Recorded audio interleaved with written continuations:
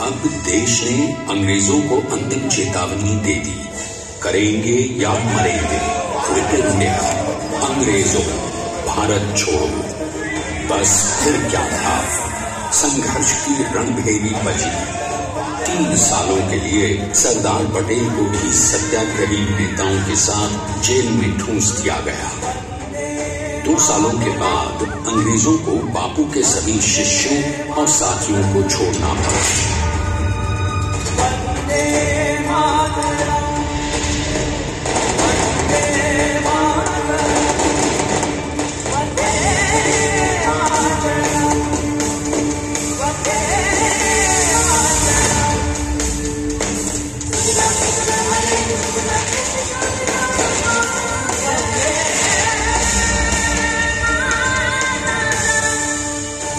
स्वतंत्रता के स्वप्न के सच होने के साथ अब सरदार पर कई एक नई जिम्मेदारियां थीं।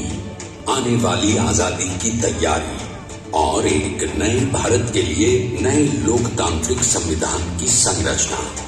जैसा उनके साथी ने खुद कहा था, सरदार ने ही छेनी हथौड़ी लेकर एक नए भारत को उकेरा है।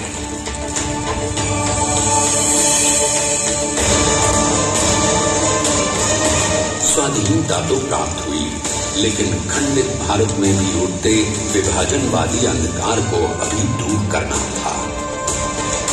जब देश के खंड खंड होने का भय उत्पन्न होने लगा, तो सरकार ने निर्भय होकर खुद अपनी केंद्र सरकार और साथियों को भी चुनौती दे डाली और जम्मू कश्मीर को बचाने के लिए सारे देश का आकाश वायुयानों से भर गया।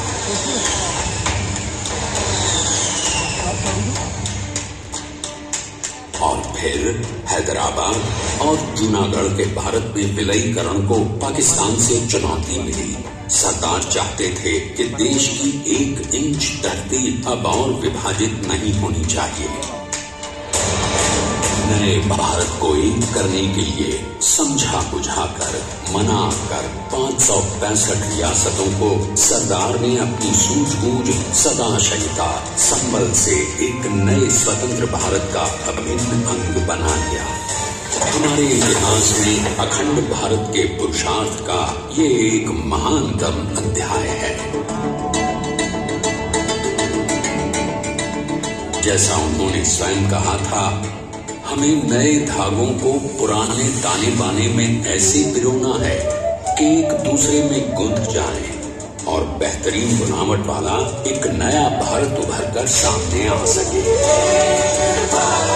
अंततः अपने वज्र दृढ़ संकल्प से एक नया विराट विशाल एक भारत श्रेष्ठ भारत बनाकर दिखा ही दिया सरदार ने।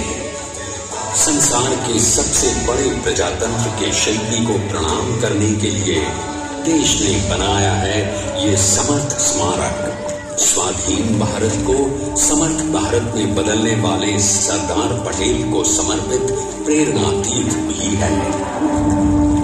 प्रधानमंत्री श्री नरेंद्र मोदी के नेतृत्व में बनी विश्व की इस विशालतम प्रतिमा के सामने आकर सारी दुनिया जैसे स्वयं भी नतमस्तक हो जाती है।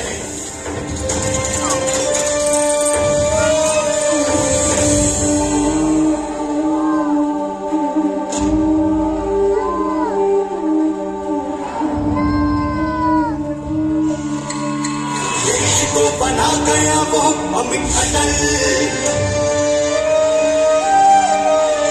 बना सका उसे न कोई शत्रु दल।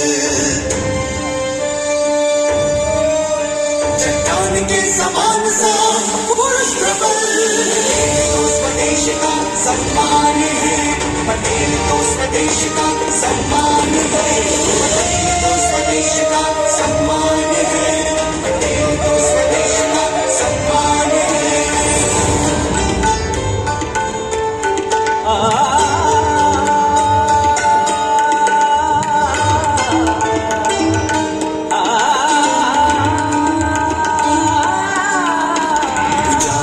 आकाश को छुए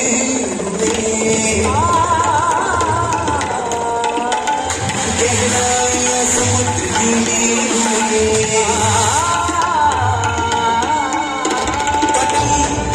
जमीन पर जमे हुए, पटेल अब की आन बादशाह।